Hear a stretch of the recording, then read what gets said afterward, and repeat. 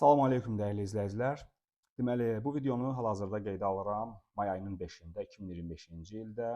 Deməli, yarım marafon keçirilib dünən may ayının 4-ü tarixində.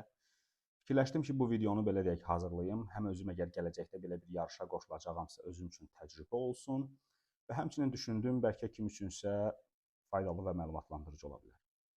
Belə, başlayaq yarışa qeydiyyatdan. Yarışa qeydiyyat belə deyək, ən asan belə deyək addımlardan biridir. Marafon Az saytına girərək onlayn qeydiyyat keçirsiniz. Bunun üçün sizə lazımdır şəxsi vəsiqəsinin bəzi məlumatları, mobil nömrəniz və e-mail ünvanınız. Çox sadə. Adam başı üçün ödəmişdim 20 AZN. Belə, bu yarış üçün qeydiyyat. Və yarışa qeydiyyatdan keçdikdən sonra sizə məlumat göndəriləcək ki, yarışdan öncə yaxınlaşıb öz belə deyək, sinə nömrənizi götürəsiniz. Və sinə nömrəsi də sizin yarış zamanı köynəyinizə yapışdırılmış halda olmalıdır ki, bəzi checkpointlər var. Oradan keçəndə belə deyək də müəyyən kilometrlərdə sizin nəticələriniz qeydə alınsın. Məsəl üçün 9-cu kilometr, 15-ci kilometr və 18 və son finiş xətti. Belə. Deməli, yarış xəttimiz necə idi? Marşrutun uzunluğu 21 kilometr, yarım marafon idi bu. Marafon bildiyim qədərilə 42 kilometr olur. Yarım marafon 21 kilometr deməli başlayırdı və bitirdi Bayraq meydanında. Marşrut xətti deməli necə idi? Bayraq meydanından başlayırdı, gedirdi deməli Dəniz Vağzalı, Yeni Bulvara kimi. Yeni Bulvardan biz dönürdük Ağşəhərin içinə. Ağşəhərin içindən bir dairəvi yoldan geri qayıdırdıq və qayıdırdıq şəhərə. Hökumət evinin arxası, Qız Qalasının qarşısı və gedirdik Su İdman Sarayına qədər və oradan da fırlanıb geri qayıdırdıq Bayraq meydanına. Deməli, yarış başlayır Bayraq meydanında və bitir Bayraq meydanında. Və yarış günü nəzərinizdə olacaq əsas amillərdən biri. Yarış günü, yarış yerinə vaxtından əvvəl gəlmək lazımdır. Nəyə görə? Start xəttində çalışdığımız qədər öndə dayanmalıyıq. Çünki mən gec gəldim, demək olar ki, axırıncı dəqiqələrdə gəlib qoşuldum və məndən qarşıda artıq azı bir 2000 adam var idi, hansı ki, start veriləndən sonra belə deyək, orada bir xaos yarandı. Və buna görə deyirəm ki, əgər nəticə əldə etmək istəyirsinizsə, start xəttinə yaxın dayanmalısınız və bunun üçün də yarış yerinə daha erkən gəlməlisiniz.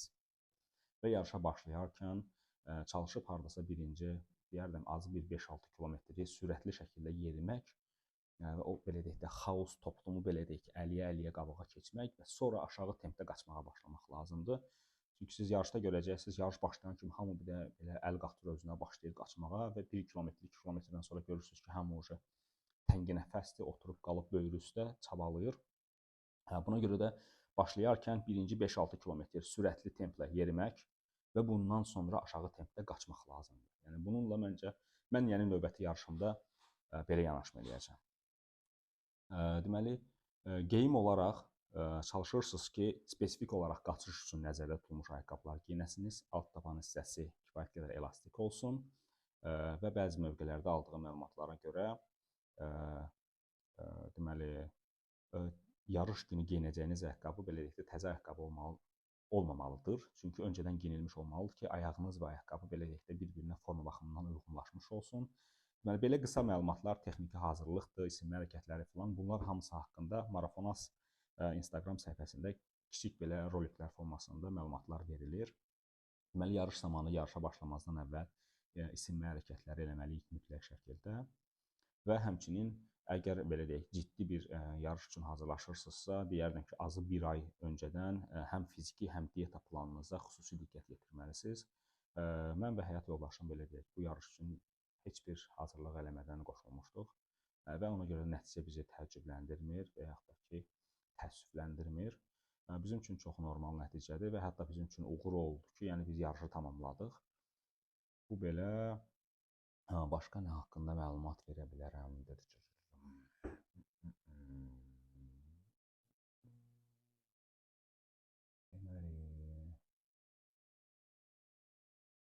Belə. Əlavə nəsə sualınız olsa, komment hissəsində bildirərsiniz. Yəni, çalışdığım qədər cavablandıracağım. İnşallah, əgər nəsə köməyim deyəcəksə, çox şad olaram. Bu qədər.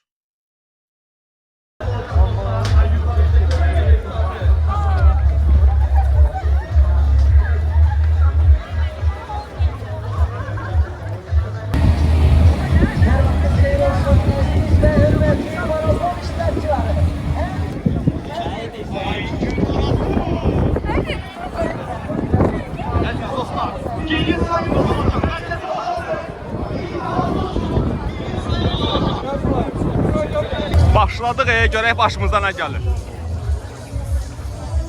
Motivasiya.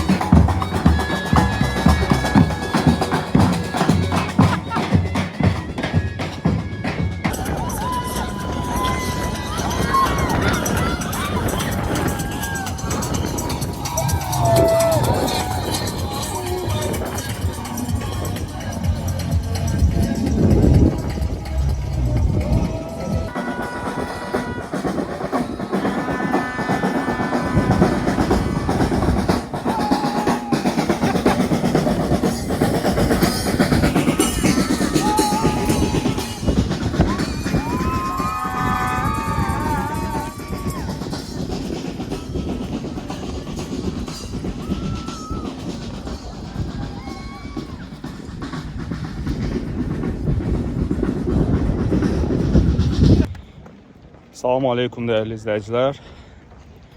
Bu günləri deməli həyatımda verdiyim növbəti səhv qərar olaraq marafona qoşulmuşam. Təxmini hardasa 11-ci kilometrdəyəm. Sol dizimdə yəni normal bir ağrı var. Dəhşət. Yavaş-yavaş getməyə çalışıram. Ama görək də harda qırlar.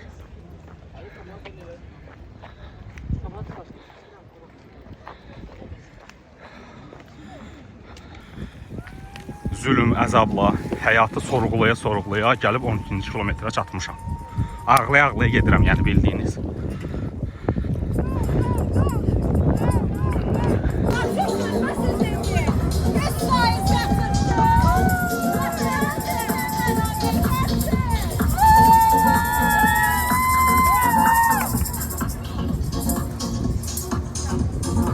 Selam aleyküm.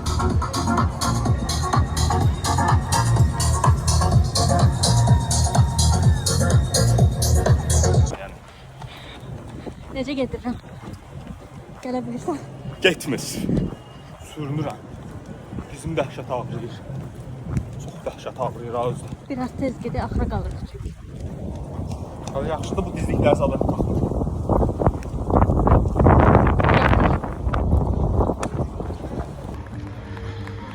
Bu nə zülüm idəyə düşdüm mən. Hələ də gedirəm, yəni həyat mübarizəm davam eləyir. Heç nə yox, ən bombası şəhəri boş görməkdir. Yəni bir dənə vaxt qismət olar şəhəri belə maşınsız görmək. Adama ləzzət eləyir. Uluya gəlib 15-ci kilometrə çatmışam. Qaldı 6 kilometrimiz.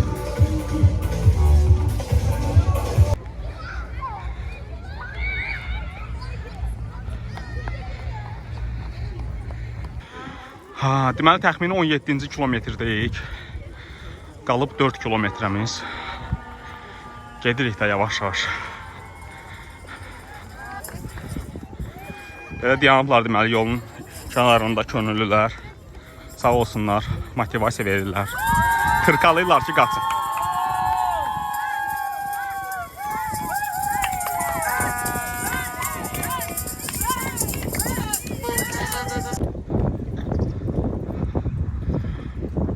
Bayraq meydanımız uzaqda görsənir. Finiş xəttinə doğru irəliləyik. Yarış yəqin ki çoxdan bitib, amma bizim mübarizəmiz hələ davam eləyir. Cəmaət meydanını alıb dala qayıdır. Biz fakirlər hələ heç finiş xəttinə çatmamışıq. Ən son 1 kilometrimizi gedirik. Yediyim içdiyim burnumdan gəldi. İndiyə kimi yediyim xəngəl qutaplar hamısı gözümün qabağından keçdi bir partiya. Bu nə zülm idi ha. Gedirik, bir şey qalmayıb inşallah.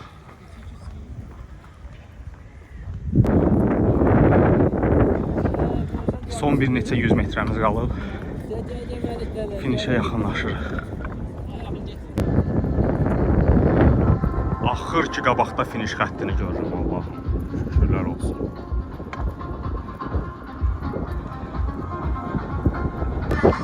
Və sonunda axır ki, finiş xəttinə gəlib çatdıq. Bu da belə. Şükür Allaha, marafonu sağ-salamat, tək parça olaraq tamamladım. Bu da bir uğurdur.